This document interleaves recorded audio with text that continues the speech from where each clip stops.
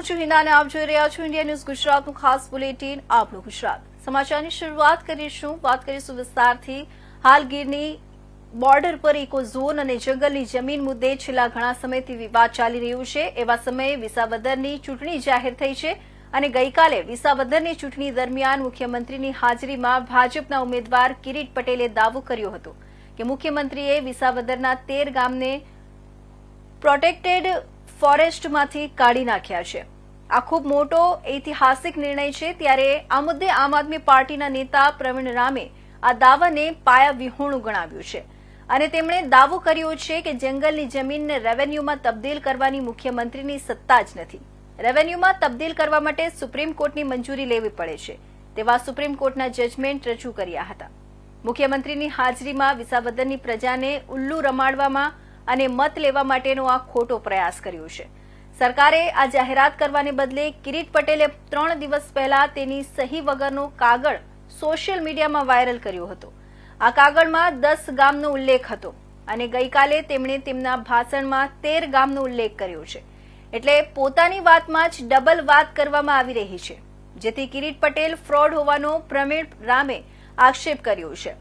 આ જ મુદ્દે આપના નેતા સાગર રબારીએ પણ દાવો કર્યો છે કે બંધારણીય વડા મુખ્યમંત્રીની ઉપસ્થિતિમાં આવું જાહેર મંચ પરથી ખોટું નિવેદન કરી પ્રજાને ગુમરાહ કરવાનો પ્રયાસ નિંદનીય છે। આ મુદ્દે અમે આગામી સમયમાં કાનૂની કાર્યવાહી કરીશું। કિરીટભાઈના ફોર્મમાં બે વાંધા હતા। પહેલું કે ચૂંટણીના ફોર્મની સાથે જે એફિડેવિટ રજૂ કરવાનું હોય છે એ એફિડેવિટનું ચૂંટણી પંચનું એક ફોર્મેટ ફિક્સ છે। એ ફોર્મેટમાં તમારે સવાલોના જવાબ ભરવાના હોય છે અને જ્યાં વધારાની વિગતો આપવાની હોય ત્યાં અલગથી બિડાણ માટેની એની નોંધ હોય છે। એક આખો પેરેગ્રાફ જે ખરડો છે ચૂંટણી પંચનો એમાંથી એક આખો મોટો પેરેગ્રાફ એમની એફિડેવિટમાં ગાયબ છે। એટલે એમણે ઈરાદાપૂર્વક કોઈ હકીકતો છુપાવી છે। બીજું એક કોલમ છે કે જેમાં એમણે હા અથવા નામાં જવાબ આપવાનો હોય છે, ત્યાં એમણે લાગુ પડતું નથી એવું લખ્યું છે। જો હા હોય તો એની વિગતો આપવાની હોય છે અને ના હોય તો માત્ર ના લખવાનું હોય છે। એને બદલે લાગુ પડતું નથી એવું લખવાનો અર્થ એ છે કે ઈરાદાપૂર્વક એમણે કોઈક વિગતો છુપાવવી છે, જેની વિગતો નહોતી આપવી, માટે એક વચ્ચેનો જવાબ લખ્યો લાગુ પડતું નથી। આ બંને બાબતો એવી છે કે જેમાં કોઈ પણ ઉમેદવારનું ફોર્મ રદ થઈ શકે અને ચૂંટણીના કાયદા પ્રમાણે તમે ઈરાદાપૂર્વક કોઈ હકીકતો છુપાવો છો તો એ કોર્ટમાં પડકારી શકાય છે।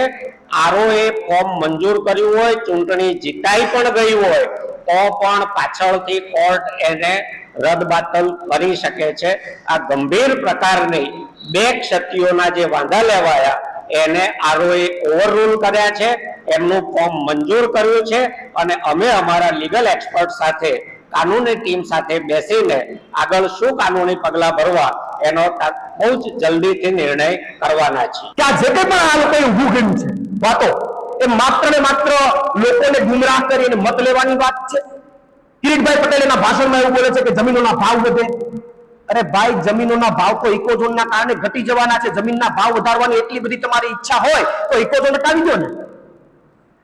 તમને ગીરની જનતાની, વિસાવદરની જનતાની પડી હોય અને જમીનના ભાવ વધારવા હોય તો ઇકોઝોન હટાવી દો ને। શું કામ નથી હટાવતા? ઇકોઝોન માટે સરકાર એફિડેવિટ કરી દો ને, કોર્ટની અંદર દરખાસ્ત કરો ને। શું કામ નથી કરતા? પણ માત્ર ને માત્ર આ તો લોકોને ગુમરાહ કરવામાં આવે, લોકોને ખોટી ખોટી વાતો કરી અને એની પાસેથી મત કેમ લઈ લેવા, લોકોને ખબર ન પડે। એને કિરીટભાઈને એવું છે કે વિસાવદરના લોકો હજી 19મી સદીમાં જીવી રહ્યા છે, આવું કહીને વિસાવદરના લોકોનું અપમાન કરી રહ્યા છે। વાત રહી બીજી, અત્યાર સુધી એવું સોશિયલ મીડિયામાં વાત ફેલાતી હતી કે કિરીટ પટેલ ફ્રોડ છે, કિરીટ પટેલ ફ્રોડ છે। ગઈકાલે એને સાબિત કરી દીધું કે આ હું ફ્રોડ છું, કારણ કે જે સત્તા મુખ્યમંત્રી પાસે નથી છતાં પણ મુખ્યમંત્રીનો આભાર, મત લેવા માટે આભાર। હું તો એમ કહું છું કે જ્યારે કોઈ આપણો નજીકનો મિત્ર હોય કે પરિવારમાંથી કોઈ સભ્ય હોય ને, એ કદાચ આપણી સામે બે શબ્દ બોલી જાય તો આપણે એને માફ કરી દઈએ। પણ એ આપણી સામે ખોટું બોલીને કે લઈ જાય, આપણી સાથે દગો કરે, આપણી આંખોમાં ધૂળ ઉડાડે, આપણું નામ ડાયરીમાં લખે, તો એની ઉપર આપણે ક્યારેય વિશ્વાસ કરતા નથી. ગુજરાતની જનતા હોય કે ગીરની જનતા હોય, ત્યારે એવા લોકો ઉપર આપણે વિશ્વાસ કરતા નથી. પછી ભલે આપણો પરિવારનો સભ્ય હોય કે આપણો મિત્ર હોય. તો કિરીટભાઈ પટેલે વિસાવદરના લોકો સાથે ફ્રોડ કર્યું છે, વિસાવદરના લોકોની આંખમાં ધૂળ ઉડાડવાનું કામ કર્યું છે, વિસાવદરના લોકોનું ડાયરીમાં નામ લખવાનું કામ કર્યું છે મત લેવા માટે. તો હજી આ લોકો તો ચૂંટાણા નથી, માત્ર ઉમેદવાર તરીકે આવ્યા છે. જો અત્યારથી જ આપણું ડાયરીમાં નામ લખવાનું ચાલુ કરે તો આવા લોકો ઉપર વિશ્વાસ ગીરની જનતા કે વિસાવદરની જનતા કરવાની નથી. કારણ કે હજુ તો જીતા નથી, હજી તો ચૂંટણીમાં માત્ર ઉમેદવાર તરીકે આવ્યા છે. અને અત્યારથી જ જો વિસાવદરના લોકોનું ડાયરીમાં નામ લખવાનો પ્રયત્ન થતો હોય મત લેવા માટે માત્ર, તો વિસાવદરના તમામ ગામના લોકોને ખબર પડી ગઈ છે કે આવા ફ્રોડ લોકો ઉપર વિશ્વાસ ન કરી શકાય. કારણ કે આ તો અત્યારે આવું કરી રહ્યા છે, જીતા પછી શું કરે. એટલે ચોક્કસથી આનો બદલો વિસાવદરના લોકો રહેશે.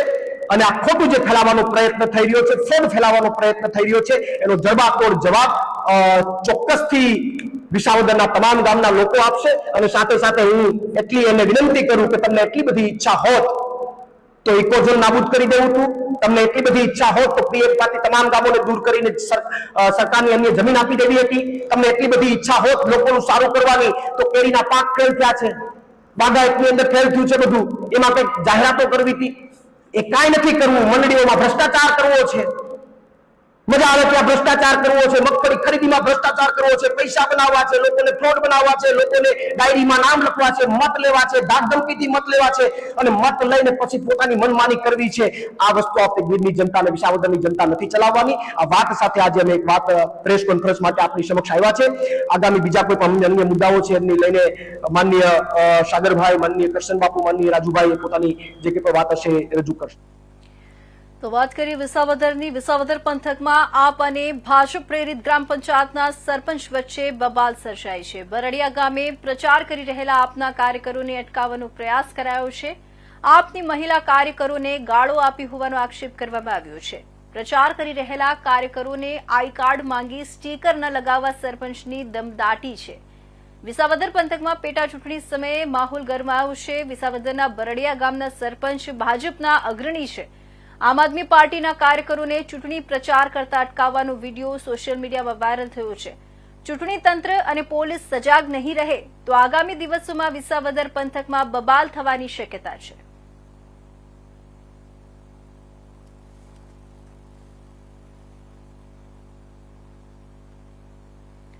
તો આ તરફ આપણે આગળ વાત કરીએ વડોદરાની. વડોદરા શહેરમાં દિવાળીપુરા કોર્ટ સંકુલમાં વકીલ અને પોલીસ વચ્ચે માથાકૂટ થઈ હતી, જેને લઈને એડવોકેટ આદિલ સાથે પોલીસના રાઇટરની બોલાચાલી બાદ પોલીસે કોન્સ્ટેબલ દ્વારા વકીલને ઝાપટ મારી હતી. તેથી સમગ્ર મામલો ન્યાયાધીશ પાસે ગયો હતો અને તમામ વકીલો દ્વારા માંગણી કરવામાં આવી હતી કે આવા કોન્સ્ટેબલ સસ્પેન્ડ કરવામાં આવે તેવી માંગ સાથે તમામ વકીલો ભેગા મળીને ન્યાયાધીશને રજૂઆત કરી હતી. જેથી તમામ વકીલોની એક જ માંગ છે કે આવા પોલીસ કોન્સ્ટેબલને સસ્પેન્ડ કરી ગોરવાના સેકન્ડ પીઆઈ પર કાયદેસરની કાર્યવાહી કરવામાં આવે. દિવાળીપુરા કોર્ટ સંકુલની બહાર વકીલ અને પોલીસ વચ્ચે માથાકૂટ થઈ હતી, જેનો વિડીયો વાયરલ થયો હતો. હવે જોવાનું રહ્યું કે પોલીસ વિભાગ શું પગલાં લે છે. પોલીસ કંટ્રોલ રૂમ તરફથી સંદેશો મળ્યો કે કોર્ટમાં કંઈક થોડી ઝઘડા જેવું થયું છે પોલીસ અને એડવોકેટ વચ્ચે. તો તરત અહીંયા કોર્ટે પહોંચી અને જે એડવોકેટ સાહેબ શ્રીના આગેવાન હતા એમને પણ મળ્યા. નામદાર કોર્ટ સમક્ષ પણ ઊભા રહી અને એમની રજૂઆત સાંભળી. તો જે અનુસંધાને એ એડવોકેટ શ્રી જે ભોગ બનેલા છે એ અરજી આપે છે અને એમના કામ તપાસ કરીશું. અને આજે જે ઘટના બની એ કોર્ટ પ્રિમાઇસીસમાં એક પોલીસ કર્મચારી એક અમારા યંગ એડવોકેટ્સ પર જે એસ્યુલ કર્યું છે એ ખૂબ જ ખેદજનક બાબત છે. આવી ઘટના ન બનવી જોઈએ. પોલીસ અધિકારી બી ભાનમાં હોવું જોઈએ કે જાતે કોટ પહેરેલ છે અને એ પણ વર્દીમાં છે.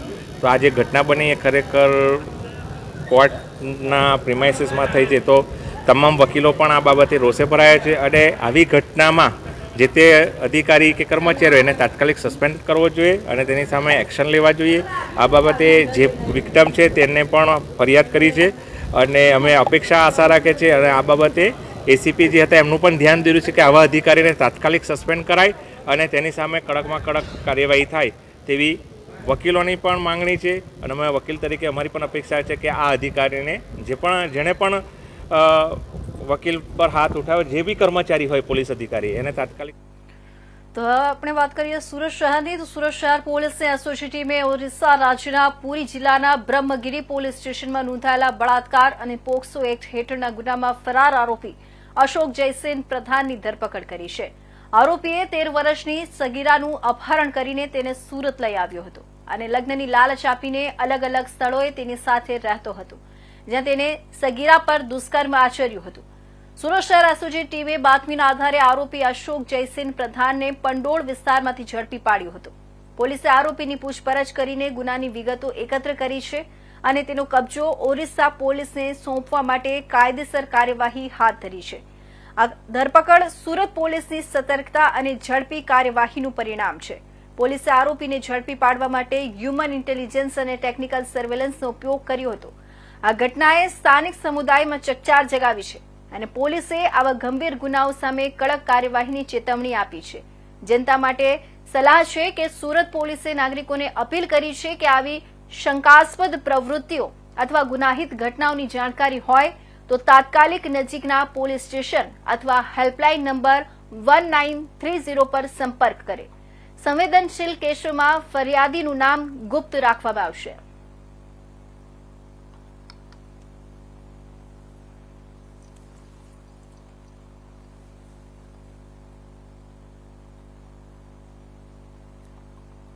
તો આ તરફ આપણે સુરત શહેરની વધુ એક સમાચાર જોઈએ. સુરત સાયબર ક્રાઇમ સેલ દ્વારા શેર બજાર અને આઈપીઓ રોકાણની લોભામણી જાહેરાતો દ્વારા છેતરપિંડી કરનાર આરોપીઓની ધરપકડ કરવામાં આવી છે.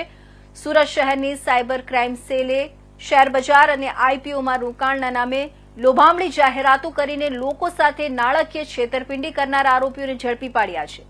બે અલગ અલગ કેસમાં 1,21,44,852ની છેતરપિંડીના ગુનાઓ આચરનાર 3 આરોપીઓની ધરપકડ કરવામાં આવી છે.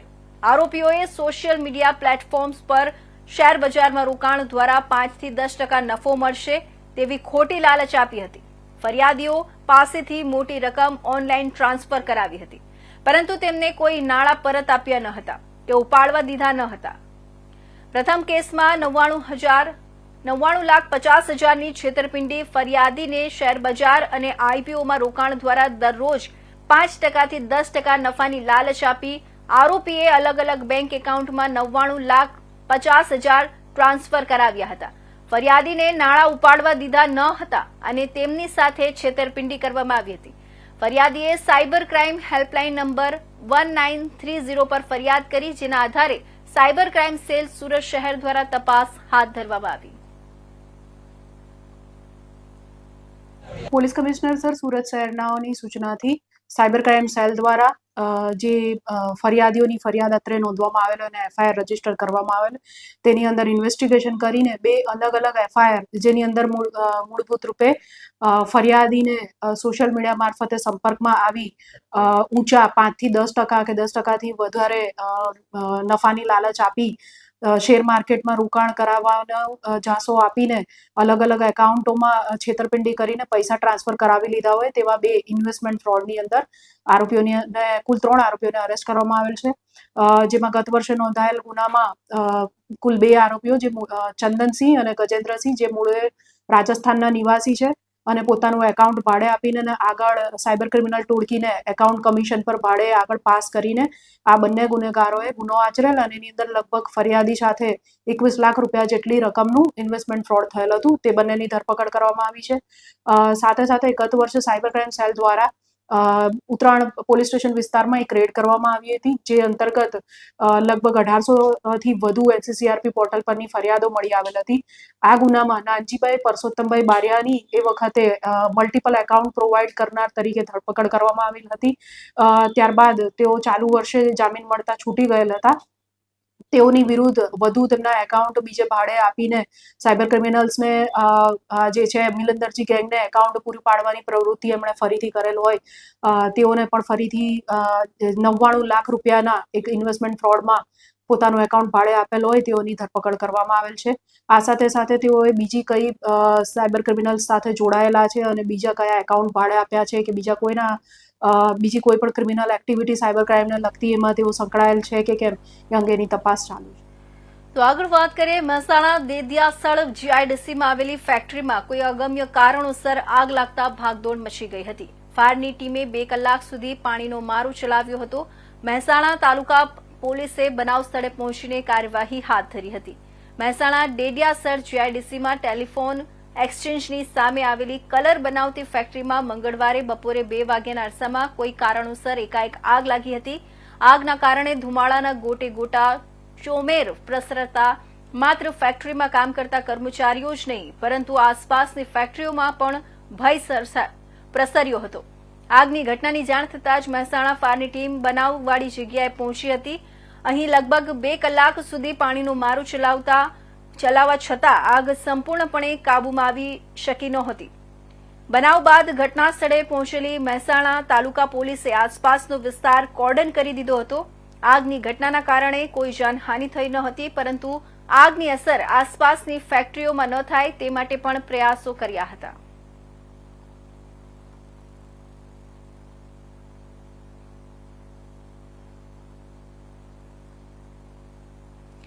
પાલનપુર નગરપાલિકા ટાઉન હોલ ખાતે યુપીએસસીની તૈયારી કરતા વિદ્યાર્થીઓ માટે સેમિનારનું આયોજન કરવામાં આવ્યું હતું, જેમાં વર્ષ 2025માં યુપીએસસીની પરીક્ષામાં સફળતા મેળવનાર ગુજરાતી વિદ્યાર્થીઓએ બનાસકાંઠા જિલ્લાના વિદ્યાર્થીઓને માર્ગદર્શન પૂરું પાડ્યું હતું તેમજ તેમને મૂંઝવતા પ્રશ્નોના જવાબ આપ્યા હતા. બનાસકાંઠા જિલ્લા કલેક્ટર મિહિર પટેલ દ્વારા પાલનપુર નગરપાલિકા ટાઉન હોલ ખાતે બનાસકાંઠા જિલ્લાના યુપીએસસીની પરીક્ષાની તૈયારી કરતા વિદ્યાર્થીઓ માટે સેમિનારનું આયોજન કરવામાં આવ્યું હતું, જેમાં વર્ષ 2025ની યુપીએસસીની પરીક્ષામાં સફળતા મેળવનાર ગુજરાતી વિદ્યાર્થીઓએ સેમિનારમાં વિદ્યાર્થીઓને યુપીએસસીની પરીક્ષામાં કેવા પ્રકારની તૈયારીઓ કરવી તેમજ વિદ્યાર્થીઓને મૂંઝવતા પ્રશ્નો અંગે જવાબો આપ્યા હતા. આ સેમિનાર થકી ગુજરાતના વધુમાં વધુ વિદ્યાર્થીઓ યુપીએસસીની પરીક્ષામાં પાસ થાય તેવા ઉદ્દેશ્યથી આ સેમિનારનું આયોજન કરવામાં આવ્યું હતું.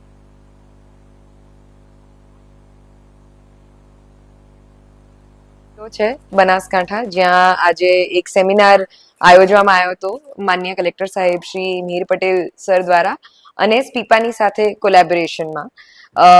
આ એક એવો સેમિનાર હતો જ્યાં અમે 2000થી વધારે વિદ્યાર્થીઓને અમારી સ્ટોરી શેર કરી શક્યા, યુપીએસસી જર્ની વિશે ઘણું બધું માર્ગદર્શન આપી શક્યા અને કલેક્ટર સાહેબ શ્રી અને સ્પીપાના ફેકલ્ટી દ્વારા ઘણી બધી સ્ક્રેચથી ઇન્ફોર્મેશન આપી. ઘણા બધા આ સરહદી વિસ્તાર હોવા છતાં આટલા બધા વિદ્યાર્થીઓને આ વસ્તુનો એક્સેસ મળ્યો તે માટે હું જિલ્લા વહીવટી તંત્રને ખૂબ ખૂબ અભિનંદન આપીશ અને સાથે સ્પીપા જેવી ઇન્સ્ટિટ્યુશનનો પણ ખૂબ આભાર માનીશ કે આટલા બધા વિદ્યાર્થીઓને આટલી સારી ઇન્ફોર્મેશન એમને પ્રદાન કરી. ગુજરાતના ઇતિહાસમાં પહેલીવાર આ વખતે 26 વિદ્યાર્થીઓ યુપીએસસી સિવિલ સર્વિસ પરીક્ષા પાસ થયા અને ફોરેસ્ટમાં પણ 6 વિદ્યાર્થીઓએ મેદાન માર્યું.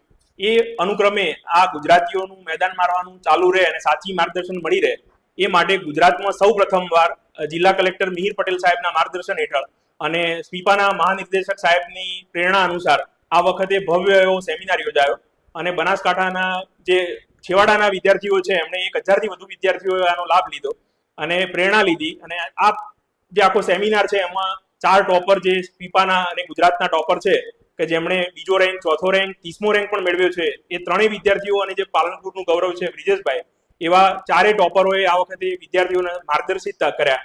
અને આ વખતે સૌથી મહત્વની વાત એ હતી કે ટોપ 30માં 3 ગુજરાતીઓ અને ત્રણેય ગુજરાતીઓ બનાસકાંઠાના આંગણે એક જ છત્રછાયા નીચે માનનીય કલેક્ટર સાહેબ મિહિર પટેલ સાહેબની પ્રેરણાથી એક જ છત્રછાયા નીચે સમગ્ર બનાસકાંઠાના વિદ્યાર્થીઓને પ્રેરણા મળે એવો જિલ્લા વહીવટી તંત્રએ પ્રયત્ન કર્યો અને સ્પીપાના સહયોગથી આ એક સેમિનાર સફળ થયો. મને વિશ્વાસ છે કે સાહેબે જે વિઝન જોયું છે અને જે પ્રેરણા મેળવી છે તો સ્પીપાની છત્રછાયા નીચે અને ગુજરાત સરકારના એક જે મહેનત જે દિશામાં લાગી રહી છે એ પ્રમાણે હવે ગુજરાતમાંથી યુપીએસસી સિવિલ સર્વિસ પરીક્ષામાં જે રિઝલ્ટ આવ્યું છે એ દિન પ્રતિદિન વધતું જ રહેવાનું છે અને એમાં બનાસકાંઠાની અને જે સાહેબ છે એમની પ્રેરણા બહુ મોટી ભૂમિકા ભજવતી રહેશે. કલેક્ટર શ્રીના માર્ગદર્શન હેઠળ અહીંયા સરહદી વિસ્તાર બનાસકાંઠામાં એક સુંદર કાર્યક્રમનું આયોજન કરવામાં આવ્યું છે, જેમાં અમે અહીંયા આવીને બધા વિદ્યાર્થીઓને માર્ગદર્શન આપ્યું છે. મને વિશ્વાસ છે કે આવા સુંદર કાર્યક્રમથી આગળ આવીને બીજા જે બધા વિદ્યાર્થી છે એમને એક મોટિવેશન મળશે અને એ પણ અહીંયા આવીને ફ્યુચરમાં કલેક્ટર બનીને આવશે અને બીજા લોકોનું માર્ગદર્શન કરશે. જેમ તેના દાદીએ કર્યું હતું ગુજરાતમાંથી આપણે કર્યું કેવી રહી આપણી જર્ની, શું કહેશો? મને પહેલાં તો વિશ્વાસ નહોતું થતું કે મેં ઓલ ઇન્ડિયા રેન્ક 2 પ્રાપ્ત કર્યું છે, કારણ કે હું પણ રિઝલ્ટ પહેલાં એ જ એક પ્રેયર કરતી હતી કે મારું ખાલી લિસ્ટમાં નામ આવી જાય. પણ જ્યારથી રિઝલ્ટ આવ્યું છે ત્યારથી એક મારી જિંદગી એકદમ બદલી ગઈ છે અને જે મેં મહેનત કરી હતી એનાથી જે મારા પરિવારનું નામ રોશન થયું છે એના કારણે મને ખૂબ જ ખુશી છે. તો એક ખૂબ પરિવર્તન આવી ગયું છે. સ્ટ્રગલ તો જો બધાની લાઈફમાં એક પોતપોતાનું સ્ટ્રગલ હોય છે. મારી લાઈફ પણ હતું, જેમ કે મેં મારી માતાનું અવસાન થઈ ગયું હતું 2014માં. એના પછી મારા પિતાશ્રીએ જે મને એકદમ સ્ટ્રોંગ સપોર્ટ આપ્યો અને મેં પણ ઘણી કઠિનાઈઓનો સામનો કર્યો. જેમ કે હું કહું તો મારી મેન્સની પરીક્ષાના એક અઠવાડિયા પહેલાં મને ટાઇફોઇડ થઈ ગયું હતું. તો એના કારણે પણ મને લાગ્યું હતું કે કદાચ મારી મેન્સ ક્લિયર નહીં થાય, કે કદાચ મને ફરીથી બીજી વાર અટેમ્પ્ટ કરવું પડશે. પણ મેં સતત પ્રયાસ કર્યો અને જે મારું આત્મવિશ્વાસ હતું એ મેં જાળવી રાખ્યું અને મારી જે નિષ્કામ કર્મની જે ભાવના હતી એ જાળવી રાખી. એનાથી સ્ટુડન્ટોને આજે ખાસ કરીને શું કહેશો? હું સ્ટુડન્ટ્સને એક જ વસ્તુ કહેવા માંગીશ કે જે તમે પોતાની જાત ઉપર જે વિશ્વાસ છે એ પૂરું રાખો, કારણ કે જે મનોબળ છે એ તમારું સ્ટ્રોંગ રહેશે તો તમે જે પણ કઠિનાઈઓ આવશે એને તમે પાર કરી શકશો. અને જ્યારે પણ તમે એવું લાગે તમારાથી નહીં થાય તો તમે ત્યારે તમારા માતા પિતાનું જે ફેસ છે એ તમારી સામે લાવો. તમે એ યાદ રાખો કે તમે કેમ આ જર્નીમાં આવ્યા હતા, એ જ તમને આગળ વધવાની જે પ્રેરણા આપશે. તો વિસાવદર ભાજપના ઉમેદવાર કિરીટ પટેલના ફોર્મમાં ગંભીર પ્રકારની ક્ષતિ હોવાના આપ પાર્ટીના આક્ષેપ છે. ફોર્મ ચકાસણી દરમિયાન વાંધો ઉઠાવવામાં આવ્યો છે. ભાજપના ઉમેદવારે સરકારી ફોર્મમાં બદલાવ કર્યો હોવાનો આક્ષેપ કરવામાં આવ્યો છે. પોતાની મરજી મુજબનું ફોર્મ રજૂ કર્યાનું હોવાના આક્ષેપો કરાયા છે. વિસાવદર પ્રાંત અધિકારીએ હાલ કોઈ બોલવાનું ટાળ્યું હતું.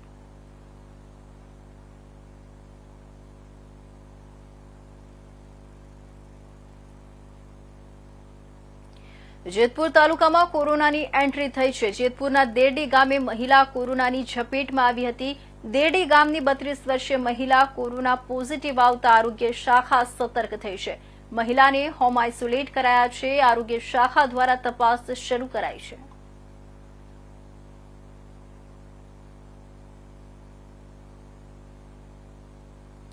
અમરેલીના ધારી શહેરમાં નગરપાલિકા જ્યાંથી અસ્તિત્વમાં આવી છે ત્યારથી જ કોઈને કોઈ વિવાદમાં તો હોય જ છે.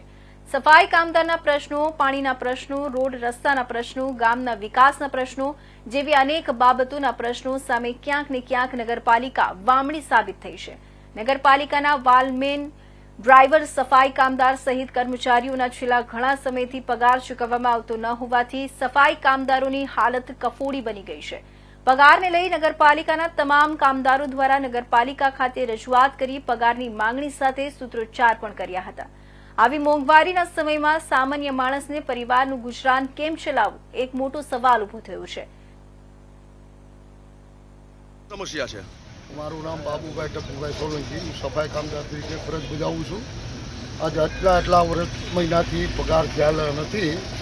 ના છૂટકે અમે ચીફ ઓફિસરને મળતા ત્યાર પછી સંતોષકાર અમને જવાબ ન મળ્યો. ના છૂટકે અમારે કામનું રૂકાવટ કરવું પડ્યું. આ 16 મહિનાથી પગાર અમારા થયા નથી. તો આજે મારું ભરણ પોષણ કેનેથી કરવું એમાં પણ અમને બહુ તકલીફ થાય છે. ના છૂટકે અમારે કામ રૂકાવટ કરવું પડ્યું છે. ત્યાંથી નગરપાલિકા જે કોઈ અધિકારી હોય બરાબર છે, જ્યારે અમે મળવા ગયા હતા ત્યારે ચીફ ઓફિસરે અમારી નોંધ ન લીધી. ત્યારે સારી રીતે અમને જવાબ ન મળ્યો તો અમે 20થી ખમણા. ત્યારે પછી અમે પ્રાંત સાહેબ પાસે ગયા હતા. તો છે મારું નામ વિજય.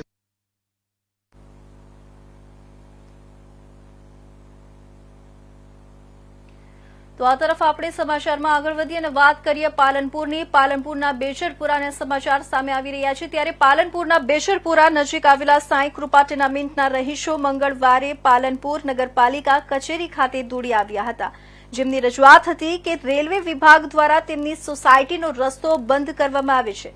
તેમજ કેટલાક મકાનો તો રેલવેની વિસ્તારમાં આવતા હોવાનું પણ રેલવે વિભાગવાળા જણાવી રહ્યા છે, જેથી આ બાબતે નિરાકરણ લાવવા માટે નગરપાલિકા ચીફ ઓફિસરને રજૂઆત કરી હતી.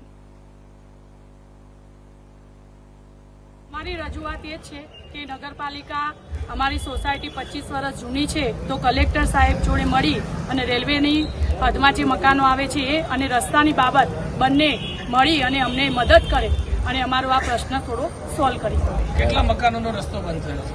અમારા 31 મકાનોનો રસ્તો બંધ થાય છે અને 7 મકાનોનો રસ્તો એ 7 મકાનો છે એ રેલવે એની અંડરમાં લે છે. અમે સાહેબ અત્યારે નગરપાલિકામાં આવ્યા છીએ રજૂઆત કરવામાં આવે રસ્તા બાબત, અને કાયમી રસ્તાનો શું છે, છેલ્લા 30 વર્ષથી અમે નગરપાલિકામાં ધક્કા બહુ કહીએ છીએ, જિલ્લા પંચાયતમાં કહીએ છીએ, કલેક્ટર ઓફિસમાં કહીએ, તો એ કાયમી નિકાલ આવતો નથી. અને આ વખતે ફેન્સિંગ કરી દીધું નગરપાલિકા રેલવેવાળાએ બંને બાજુ, જે પોતાની એમની 50 મીટર કરે છે, 50 ફૂટ કરે છે, અમુક વખતે 70 કરે છે, અમુક 80 કરે, અમુક 200 કરે છે.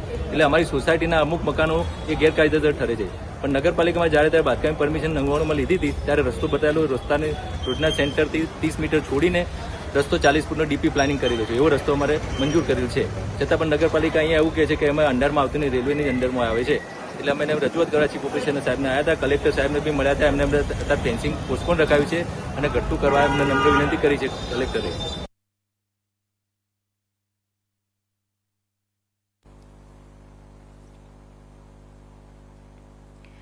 તો હાલ અત્યારના સમાચારમાં બસ આટલું જ. નવા સમાચાર સાથે ફરી મળીશું. ત્યાં સુધી જોતા રહેજો ઇન્ડિયા ન્યૂઝ ગુજરાત.